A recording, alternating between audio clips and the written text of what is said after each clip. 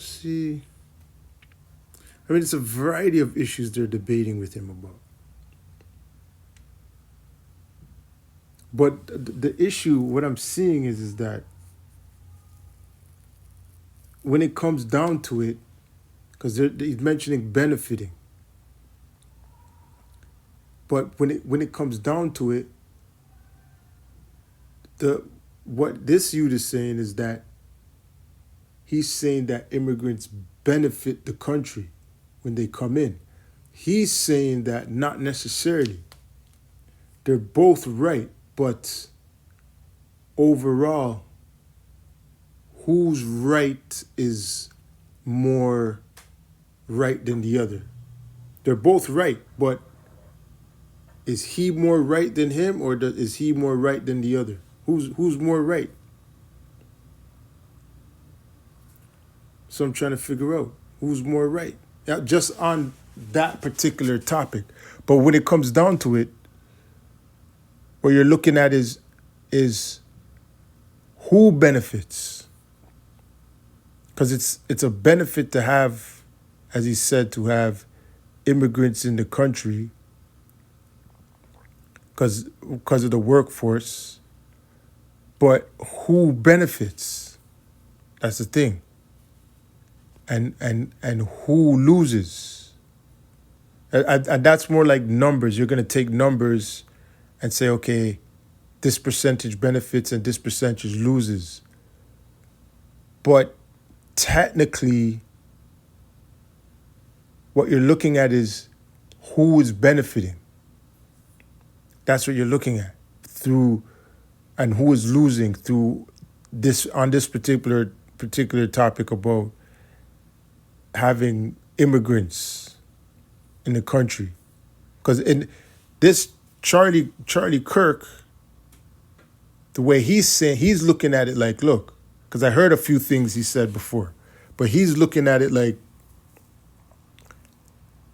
well, he said it right there. You don't have a right to conquer the country. He's looking at it like, okay, illegal immigrants, when they come in the country, well, they're illegal, basically.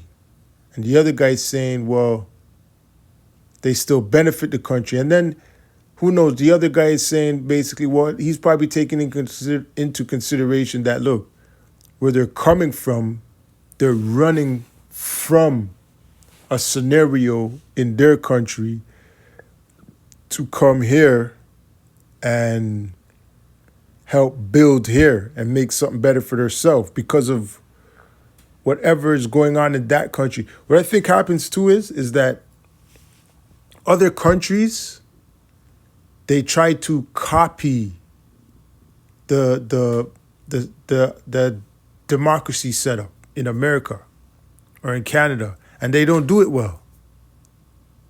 That's what I believe.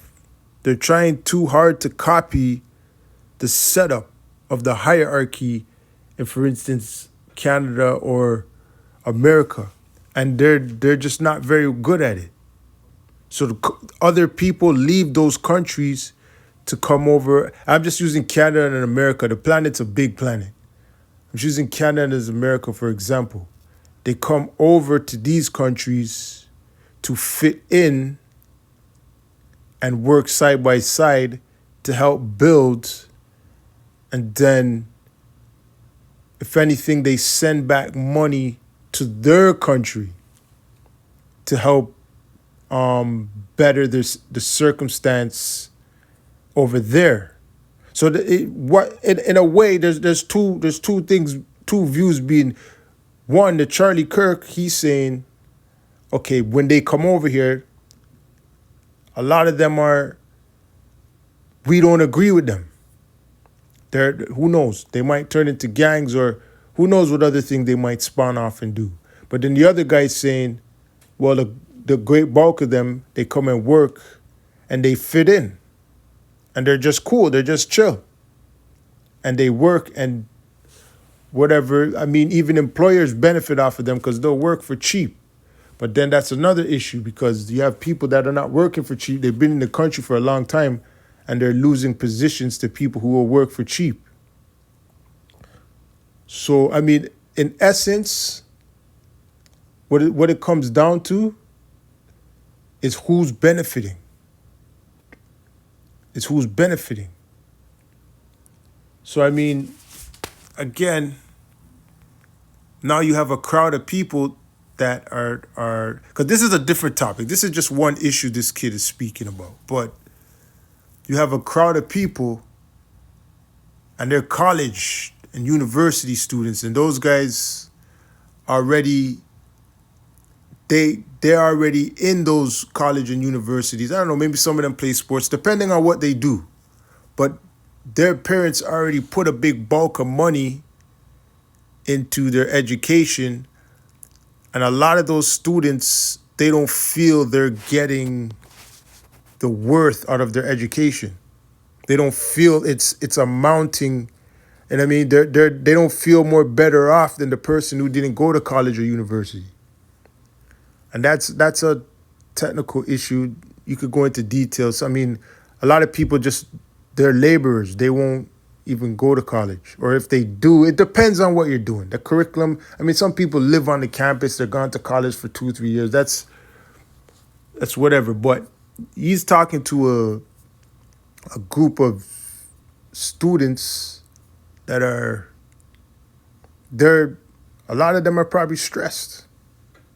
Like I said, their parents put a bulk of money into their education and they're not really doing any better than the average person who didn't go to college. And then they're hearing stories about people who came out of college. I mean, you have the success stories, but then when they look around to the people they're